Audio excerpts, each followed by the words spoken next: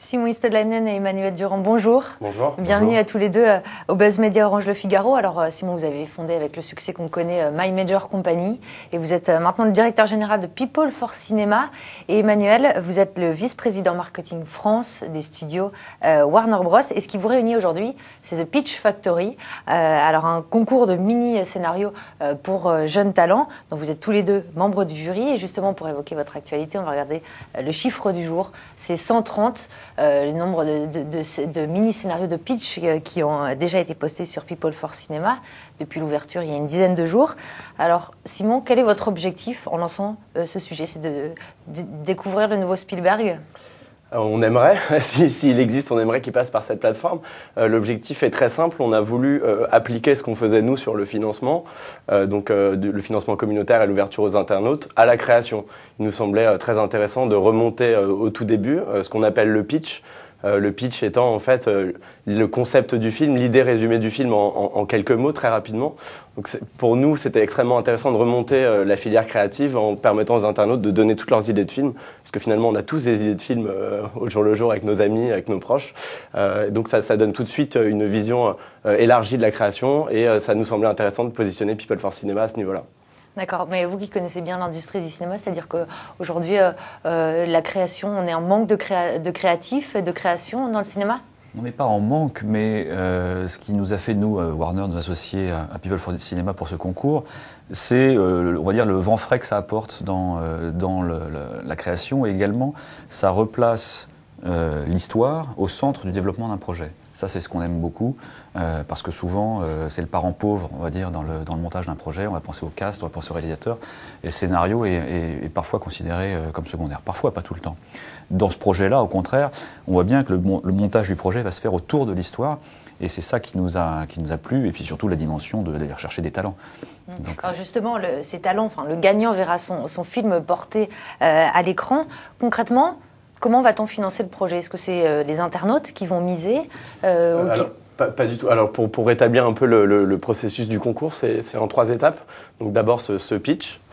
Ensuite, on va demander à l'internaute d'écrire un synopsis d'une page où il va dérouler son film. Et en dernière étape, un traitement. Donc, c'est vraiment toute la structure du film avec toutes les étapes clés de l'intrigue. Et à partir du moment où on va élire ensemble un traitement gagnant avec les internautes, notre travail va d'abord consister à financer l'écriture du scénario. Donc, avec les dialogues, ensuite faire le casting, trouver le réalisateur, donc tout le packaging artistique.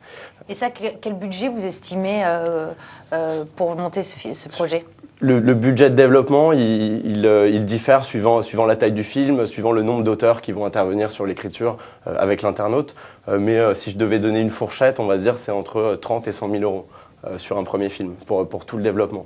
Ensuite, sur la partie financement, je laisserai Emmanuel compléter, mais ce sera un financement qui sera forcément aussi classique avec des chaînes télé, un distributeur, des Sofica, donc le circuit traditionnel, puisque le budget d'un film ne peut pas être couvert intégralement par des internautes. C'est-à-dire que Warner Bros financera aussi une partie du projet. Alors, on a effectivement une première option pour regarder le projet qui sera lauréat. Je dis une première option parce qu'on n'est pas sûr que le projet lauréat sera forcément montable en l'état. Donc, c'est plus un engagement moral aujourd'hui que ferme.